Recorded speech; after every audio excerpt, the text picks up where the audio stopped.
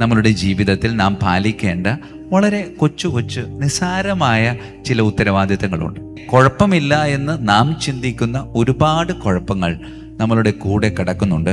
ചിലപ്പോൾ ചിലർ അപ്പനാകാം, അമ്മയാകാം, ഭാര്യയാകാം, ഭർത്താവാകാം, മകനാകാം, മകളാകാം. നിങ്ങൾക്ക് നിങ്ങളുടേതായ ഉത്തരവാദിത്തങ്ങളുണ്ട്. ദൈവം നിങ്ങളെ ഏൽപ്പിച്ചിരിക്കുന്ന ഉത്തരവാദിത്തങ്ങളാണ്. അതൊക്കെ നിങ്ങളുടെ ജീവിതത്തിൽ നിങ്ങൾ പാലിക്കുന്നുണ്ട്. അതൊക്കെ പാലിക്കാതെ തമ്പുരാന്റെ അടുക്കൽ വന്ന് നിന്നുകൊണ്ട് ദൈവത്തിനുള്ളത് കൊടുക്കാൻ പരിശ്രമിച്ച് അവൻ എടുക്കത്തില്ല. ക്രൂശിതനെ മനസ്സിൽ ധ്യാനിച്ച് പ്രാർത്ഥിക്കുന്നത് കുമ്പസാരത്തിന് മുമ്പ് നല്ലതാണ്. നമ്മൾ കുമ്പസാരക്കൂട്ടിലേക്ക് കയറിപ്പോകുന്നത് ഞാനായിട്ടാ, ഇറങ്ങി വരുന്നത് ഞാനായിട്ടല്ല, മറിച്ച് അമ്മയായിട്ടാ, കർത്താവിൻ്റെ അമ്മ. ഈശോ ഇങ്ങനെ കൈ വിരിച്ചു പിടിച്ച് നിൽക്കുക. അതിനർത്ഥം എന്താ? ഞാൻ നിന്നെ ഒന്ന് കെട്ടിപ്പിടിക്കട്ടെ. വീണു പോകും, വീണ്ടും തിരിച്ചു പോകാം. അവൻ എന്നും നമുക്ക് വേണ്ടി കാത്തിരിപ്പുണ്ട്. അങ്ങനെ കാത്തിരിക്കുന്ന കർത്താവിന് മടുപ്പ് വരാതെ കർത്താവിങ്കിലേക്ക് തിരിച്ചു ചെന്ന് കർത്താവിനെ കൈകളിലെടുക്കുന്ന ഒരു അന്തോണീസായി ഈ ലോകത്ത് ജീവിക്കാൻ ദൈവം നമ്മെ അനുഗ്രഹിക്കട്ടെ. പ്രിയമുള്ളവരെ, സീസർ എന്ന് പറയുന്ന ഒരു പ്രതീകമാണ്. അതായത് നാം ഇന്ന് ഈ രാജ്യത്ത് ജീവിക്കുമ്പോൾ രാജ്യത്തിൻ്റെതായ ചില നിയമങ്ങളുണ്ട്. രാജ്യത്തിൻ്റെ പൗരൻ എന്ന നിലയിൽ ചില കടമകളുണ്ട്. അതൊക്കെ യാതൊരു സങ്കടവുമില്ലാതെ സന്തോഷത്തോടുകൂടെ ജീവിതത്തിൽ പാലിക്കുക. അതാണ് സീസറിനുള്ളത് സീസറിന് കൊടുക്കുക എന്ന് പറയുന്നത്. ഉദാഹരണത്തിന്, നിങ്ങൾ രാവിലെ എഴുന്നേറ്റു. പല സമയത്തായിരിക്കും നിങ്ങളൊക്കെ എഴുന്നേറ്റത്. പക്ഷേ ഒരു സമയത്ത് ഇവിടെ നമ്മൾ ഒരുമിച്ചായിരിക്കുമ്പോൾ നിങ്ങൾ ഇവിടേക്ക് വന്നത്, ഇന്ന് രാവിലെ എഴുന്നേറ്റത് മുതൽ ഇന്ന് ഇവിടെ ആയിരിക്കുന്നത് വരെയുള്ള നിങ്ങളുടെ ജീവിതത്തെ ഒന്ന് പരിശോധിക്കും. നിങ്ങൾ രാജ്യത്തിൻ്റെ നല്ല പൗരന്മാരായിട്ടാണോ ജീവിച്ചത്? നിങ്ങൾ വണ്ടി ഓടിച്ചപ്പോൾ ഇടതുവശത്തു കൂടെ ഓവർടേക്ക് ചെയ്തു. ശരിക്കും വലതുവശത്തു കൂടെ അല്ലേ പോകേണ്ടത്? നിങ്ങളുടെ കൈകളിലേക്ക് കടന്നു വരുന്ന ചില സാധന സാമഗ്രികൾ, അത് നമ്മളിങ്ങനെ തുറന്നിട്ട് വെറുതെ പുറത്തേക്ക് വലിച്ചെറിഞ്ഞ് കളഞ്ഞു. പ്രിയമുള്ളവരെ, നമ്മളെ തന്നെ ഒന്ന് പരിശോധിക്കും. നമ്മളുടെ ജീവിതത്തിൽ നാം പാലിക്കേണ്ട വളരെ കൊച്ചു കൊച്ചു നിസ്സാരമായ ചില ഉത്തരവാദിത്തങ്ങളുണ്ട്. എല്ലാവരും ചെയ്യുന്നത് കൊണ്ട് ഞാനും ചെയ്യുന്നു, അതുകൊണ്ട് കുഴപ്പമില്ല. പ്രിയമുള്ളവർ, അങ്ങനെ കുഴപ്പമില്ലാത്ത കുറേ കുഴപ്പങ്ങൾ നമ്മുടെ കൂടെ കിടക്കുന്നു. അങ്ങനെ കുഴപ്പമില്ല എന്ന് നാം ചിന്തിക്കുന്ന ഒരുപാട് കുഴപ്പങ്ങൾ നമ്മളുടെ കൂടെ കിടക്കുന്നുണ്ട്. ആ കുഴപ്പങ്ങളെ അത് കുഴപ്പങ്ങളാണ് എന്ന് വിചാരിച്ചുകൊണ്ട് മനഃപൂർവ്വം മാറ്റി നിർത്തുക. അപ്പോഴാണ് സീസറിനുള്ളത് നമുക്ക് കൊടുക്കാൻ പറ്റത്തുള്ളൂ. സീസറിനുള്ളത് സീസറിന് കൊടുക്കാതെ ദൈവത്തിനുള്ളത് ദൈവത്തിന് കൊടുക്കണ്ട എന്ന ഒരു വചനമാണ് ഞാനിത് വായിക്കുമ്പോൾ എനിക്ക് കിട്ടുന്നത്. അതുകൊണ്ട് പ്രിയമുള്ളവരെ, ഇവിടെ ഇരിക്കുന്ന നിങ്ങൾക്ക് ഒരുപാട് ഉത്തരവാദിത്തങ്ങളുണ്ട്. ചിലപ്പോൾ ചിലർ അപ്പനാകാം, അമ്മയാകാം, ഭാര്യയാകാം, ഭർത്താവാകാം, മകനാകാം, മകളാകാം. അങ്ങനെ ഒക്കെ നോക്കുമ്പോൾ നിങ്ങൾക്ക് നിങ്ങളുടേതായ ഉത്തരവാദിത്തങ്ങളുണ്ട്. ദൈവം നിങ്ങളെ ഏൽപ്പിച്ചിരിക്കുന്ന ഉത്തരവാദിത്തങ്ങളാണ്. അതൊക്കെ നിങ്ങളുടെ ജീവിതത്തിൽ നിങ്ങൾ പാലിക്കുന്നുണ്ട്. അതൊക്കെ പാലിക്കാതെ തമ്പുരാന്റെ അടുക്കൽ വന്ന് നിന്നുകൊണ്ട് ദൈവത്തിനുള്ളത് കൊടുക്കാൻ പരിശ്രമിച്ച് അവൻ എടുക്കത്തില്ല. അവൻ എടുക്കാതെ അവൻ ഒരല്പം മാറി നിൽക്കും. അതുകൊണ്ട് സീസറിനുള്ളത് ഞാൻ കൊടുക്കുന്നുണ്ടോ എന്നൊന്ന് പരിശോധിക്കും. അങ്ങനെ സീസറിനുള്ളത് ഞാൻ കൊടുക്കുന്നുണ്ട് എന്ന് ഉറപ്പുണ്ടെങ്കിൽ ദൈവത്തിനുള്ളത് കൊടുക്കാൻ പരിശ്രമിക്കും. അതിനാൽ ഏറെ സ്നേഹത്തോടുകൂടെ നമ്മളുടെ ഞാനെന്ന വ്യക്തി ജീവിക്കുന്ന ഈ സമൂഹത്തിൽ ഞാൻ പാലിക്കേണ്ട പല നിയമങ്ങളുണ്ട്. അതൊക്കെ ഞാൻ പാലിക്കുന്നുണ്ടോ? അത് പാലിക്കുന്നുണ്ടെങ്കിൽ ഞാൻ ആദ്യത്തെ കടമ നിർവഹിച്ചു. അങ്ങനെയെങ്കിൽ രണ്ടാമത്തെ കടമയിലേക്ക് നാം പ്രവേശിക്കാം. ദൈവത്തിനുള്ളത് ദൈവത്തിന് കൊടുക്കുക. എന്താ ദൈവത്തിനുള്ളത്? പ്രിയമുള്ളവരെ, സീസറിനുള്ളത് സീസറിന് കൊടുക്കാൻ വേണ്ടി തീരുമാനിച്ചപ്പോൾ അവനൊരു നാണയം എടുത്തു. എന്നിട്ട് ഇതിലെ രൂപവും ലിഖിതവും ആരുടേതാണെന്ന് ചോദിച്ചു. അപ്പോൾ പറഞ്ഞു സീസറിൻ്റേത്. പ്രിയമുള്ളവരെ, ഇനി ദൈവത്തിൻ്റെ ലിഖിതവും ദൈവത്തിൻ്റെ രൂപവും അതെവിടെ കിട്ടും? അത് കിട്ടുന്നത് ഇവിടെ. നാം ഓരോരുത്തരും സൃഷ്ടിക്കപ്പെട്ടിരിക്കുന്നത് ദൈവത്തിൻ്റെ ഛായയിലും സാദൃശ്യത്തിലാണ്. വേറൊരു വാക്കിൽ പറഞ്ഞാൽ നമ്മുടെ സ്വഭാവം നമ്മുടെ അല്ല, ദൈവത്തിൻ്റെയാണ്. പ്രിയമുള്ളവർ, നമുക്ക് തോന്നണുണ്ടോ ഈ സ്വഭാവം ദൈവത്തിൻ്റെതാണ്? മറ്റുള്ളവർ നമ്മളെ നോക്കി എപ്പോഴെങ്കിലും പറഞ്ഞിട്ടുണ്ടോ നിന്നെ ദൈവത്തെ പോലെ കാണുന്നു എന്ന്? പ്രിയമുള്ളവരെ, എളുപ്പമുള്ള കാര്യമല്ല, വളരെ ബുദ്ധിമുട്ടുള്ളൊരു കാര്യമാണ്. അതുകൊണ്ട് എൻ്റെ സ്വഭാവത്തെ ദൈവ സ്വഭാവമാക്കി മാറ്റാൻ വേണ്ടി ദൈവം നമുക്ക് നൽകിയിരിക്കുന്ന ഒരു ചട്ടക്കൂടാണ് കുമ്പസാര എന്ന കൂദാശ.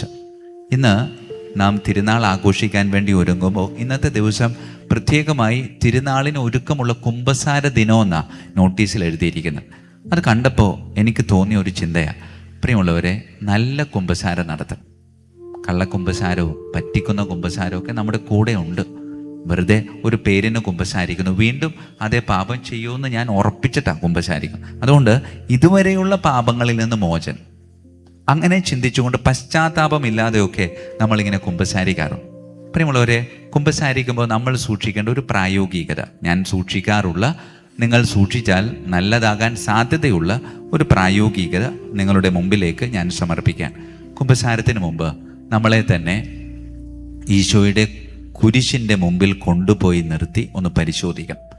ക്രൂശിതനെ മനസ്സിൽ ധ്യാനിച്ച് പ്രാർത്ഥിക്കുന്നത് കുമ്പസാരത്തിന് മുമ്പ് നല്ലതാണ്. ആ ക്രൂശിതനിൽ 4 കാര്യങ്ങളുണ്ട്. 1 കുരിശ്, 2 മുൾക്കിരീടം, 3 ആണികൾ, 4 മുറിവുകൾ. ഇത് 4ഉം എന്തിൻ്റെ പ്രതീകമാണെന്ന് ചോദിക്കുമ്പോൾ നമ്മൾ പറയും ലോകത്തിൻ്റെ പാപത്തിൻ്റെ പ്രതീകമാണ്. പ്രിയമുള്ളവരെ, ആഗോള സത്യത്തെപ്പറ്റി ചിന്തിക്കാതെ അത് മാറ്റിവെക്കും. ഞാനും ക്രിസ്തുവും തമ്മിലുള്ള ഒരു വ്യക്തിപരമായിട്ടുള്ളൊരു ഇടപെടലാണ്. അങ്ങനെയെങ്കിൽ ഈ കുരിശ്, ഈ മുൾക്കിരീടം, ഈ മുറിവുകൾ, ഈ ആണികൾ എന്തിൻ്റെ പ്രതീക? എൻ്റെ പാപത്തിൻ്റെ പ്രതീക. ഞാൻ പാപം ചെയ്തതുകൊണ്ട് കിട്ടിയ വേദനകളുടെ ഒരു പ്രതീകമാണ് ക്രൂശിതൻ വഹിക്കുന്നത്. എന്നിട്ട് കുരിശിൽ കിടക്കുന്ന കർത്താവിനോട് വ്യക്തിപരമായിട്ട് മാപ്പ് ചോദിക്കണം. ഈശോയെ, മാപ്പ്, ഞാൻ മൂലം നിനക്ക് ഈ ഗതി വന്നതിന് ഞാൻ നിന്നോട് ഹൃദയം തുറന്ന് മാപ്പ് ചോദിക്കും. അങ്ങനെ മാപ്പ് ചോദിച്ചിട്ട് കുമ്പസാരക്കൂട്ടിലേക്ക് കയറുമ്പോൾ കുമ്പസാരക്കൂട്ടിലിരിക്കുന്ന ക്രിസ്തു സന്തോഷത്തോടുകൂടെ നമ്മളെ സ്വീകരിച്ച് നമ്മുടെ പാപങ്ങളൊക്കെ എടുത്തു മാറ്റുക. പാപങ്ങൾ എടുത്തു മാറ്റാന്ന് വെച്ചാൽ ഉത്ഭവ പാപം അത് കുമ്പസാരത്തിലൂടെയല്ല, അത് മാമോദീസയിലൂടെ നമുക്ക് മാറിക്കിട്ടി. പിന്നീട് കർമ്മപാപം മുഴുവനും കുമ്പസാരത്തിലൂടെ മാറിക്കിട്ടുക. അങ്ങനെ പാപങ്ങളൊക്കെ എടുത്തു മാറ്റി അതിലേക്ക് പുണ്യം നിറക്കും. അതാ കുമ്പസാരക്കൂട്ടിൽ നടക്കുന്നത്. അപ്പോൾ ശരിക്കും പറഞ്ഞാൽ പാപമില്ലാത്ത കൃപ നിറഞ്ഞ വ്യക്തിയായിട്ട് മാറുക. പാപമില്ലാത്ത കൃപ നിറഞ്ഞ വ്യക്തിയുടെ നല്ലൊരു ഉദാഹരണമാണ് പരിശുദ്ധ കന്യകാമറിയം. അതുകൊണ്ട് കുമ്പസാരക്കൂട് എന്ന് പറയുന്നത് ഒരു രൂപീകരണശാല, എന്നെ അമ്മയായി രൂപാന്തരീകരണം നടത്തുന്ന ഒരു രൂപീകരണശാല. ആരാണ് നടത്തുന്നത്? രക്ഷകനായ ക്രിസ്തുനാഥൻ. അതുകൊണ്ട് പ്രിയമുള്ളവരെ, കുമ്പസാരക്കൂടിനെ വെറുതെ പാപമിറക്കി വയ്ക്കാനുള്ളൊരു സ്ഥലമല്ല, മറിച്ച് നമ്മളെ പരിശുദ്ധ അമ്മയോളം ഉയർത്തുന്ന ഒരിടമാണ്. അങ്ങനെ അമ്മയായി മാറിയതിന് ശേഷം നമ്മൾ കുമ്പസാരക്കൂട്ടിലേക്ക് കയറിപ്പോകുന്നത് ഞാനായിട്ടാണ്, ഇറങ്ങി വരുന്നത് ഞാനായിട്ടല്ല, മറിച്ച് അമ്മയായിട്ടാണ്, കർത്താവിൻ്റെ അമ്മ. ആ അമ്മ കുരിശിനെ നോക്കുമ്പോൾ നമുക്കൊരു പ്രത്യേകതയുണ്ട്. കുരിശിലെ കുരിശും മുറിവുകളും ആണികളും മുൾക്കിരീടവും അതെൻ്റെ പാപത്തിൻ്റെ പ്രതീകമായിരുന്നു. കുമ്പസാരക്കൂട്ടിൽ നിന്ന് ഇറങ്ങി വരുന്ന എനിക്ക് പാപമില്ല. അങ്ങനെയെങ്കിൽ ഞാൻ കാണുന്നത് മുറിവില്ലാത്ത, കുരിശില്ലാത്ത, ആണികളില്ലാത്ത, മുൾക്കിരീടമില്ലാത്ത, സന്തോഷത്തോടെ ചിരിച്ചുകൊണ്ട് നിൽക്കുന്ന ഈശോയെ. ഈശോ ഇങ്ങനെ കൈ വിരിച്ചു പിടിച്ച് നിൽക്കുക. അതിനർത്ഥം എന്താ? ഞാൻ നിന്നെ ഒന്ന് കെട്ടിപ്പിടിക്കട്ടെ. അതെ, ആലിംഗനത്തിന് കൊതിയോടെ ആഗ്രഹിക്കുക. കാരണം എന്താ? ഇറങ്ങി വന്നിരിക്കുന്നത് ഞാനല്ല, അമ്മയാ, അവൻ്റെ അമ്മയാ. അതുകൊണ്ട് അവൻ കുറച്ചുകൂടെ നമുക്ക് വളരെ സുഖകരമായ ജീവിതത്തിന് വേണ്ടി അവനെ തന്നെ ചെറുതാക്കും, ഉണ്ണീശോയാക്കി നമ്മുടെ കയ്യിലേക്ക് തരും. അപ്പോൾ ഉണ്ണീശോയെ കൈകളിലെടുക്കാനുള്ള ഒരു ഭാഗ്യമാണ് ഓരോ കുമ്പസാരക്കൂട്ടിൽ നിന്ന് ഇറങ്ങി വരുന്ന നമ്മെയും കാത്തിരിക്കുന്നത്.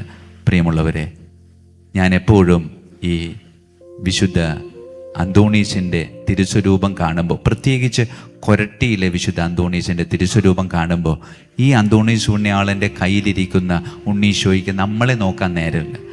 കാരണം അവൻ ഉണ്ണീശോ ഈ അന്തോണീസ് പുണ്യാളനെ ഇങ്ങനെ പുന്നാരിപ്പിച്ചുകൊണ്ട് നിൽക്കുക. അതിനർത്ഥം എന്താ? ഞാൻ വിചാരിക്കുന്നത് നല്ല കുമ്പസാരം കഴിഞ്ഞ് ഇറങ്ങി വന്നതാ. അതുകൊണ്ട് അന്തോണീസിൽ അമ്മയെ കണ്ടപ്പോൾ ഈ ഈശോയ്ക്ക് സന്തോഷം തോന്നിയിട്ട് ആ അമ്മയെ ഇങ്ങനെ ചേർത്ത് നിർത്താൻ ആഗ്രഹിക്കുന്ന ഒരു ചിത്രമാണ് ഈ അന്തോണീസ് നമുക്ക് മുമ്പിൽ അവതരിപ്പിക്കുന്നത്. ആയതിനാൽ പ്രിയമുള്ളവരെ, തിരുനാളിനൊരുങ്ങുമ്പോൾ ഇത് അന്തോണീസായി മാറാനുള്ള ഒരു അവസരമായിട്ടെടുക്കണം. അന്തോണീസായി മാറാനുള്ള ഒരു എളുപ്പ വഴി നല്ല കുമ്പസാരം. നല്ല കുമ്പസാരം നടത്തി കർത്താവിനെ കുഞ്ഞാക്കി മാറ്റി, കർത്താവിനെ ഉണ്ണീശോയാക്കി മാറ്റി കൈകളിലേക്ക് സ്വീകരിക്കാനുള്ള ഒരു അവസരം, അത് നല്ല രീതിയിൽ വിനിയോഗിച്ച് മറ്റൊരു അന്തോണീസായി ഈ ലോകത്തിൽ ജീവിക്കാൻ ഈ തിരുനാൾ, ഈ ആലയം നമ്മെ വെല്ലുവിളിക്കാൻ, ആ വെല്ലുവിളി സ്വീകരിക്കാൻ. അന്തോണീസായി മാറാൻ എളുപ്പമാണ്, പക്ഷെ അതേപോലെ ജീവിക്കാൻ കുറച്ച് ബുദ്ധിമുട്ട്, വീണു പോകും. പക്ഷെ പേടിക്കേണ്ട, കുമ്പസാരക്കൂടുണ്ട്. ആ കൂട്ടിലേക്ക് കയറി അമ്മയായി മാറി, കൃപ നിറഞ്ഞ വ്യക്തിയായി മാറി ഉണ്ണീശോയെ കൈകളിലെടുക്കാം. വീണു പോകും, വീണ്ടും തിരിച്ചു പോകാം. അവൻ എന്നും നമുക്ക് വേണ്ടി കാത്തിരിപ്പുണ്ട്. അങ്ങനെ കാത്തിരിക്കുന്ന കർത്താവിന് മടുപ്പ് വരാതെ കർത്താവിങ്കിലേക്ക് തിരിച്ചു ചെന്ന് കർത്താവിനെ കൈകളിലെടുക്കുന്ന ഒരു അന്തോണീസായി ഈ ലോകത്ത് ജീവിക്കാൻ ദൈവം നമ്മെ അനുഗ്രഹിക്കട്ടെ. അതിനുള്ള കൃപയ്ക്ക് വേണ്ടി നമുക്ക് പ്രാർത്ഥിക്കാം. ഈശോ മിശിഹായിക്കും സ്തുതിയായിരിക്കട്ടെ.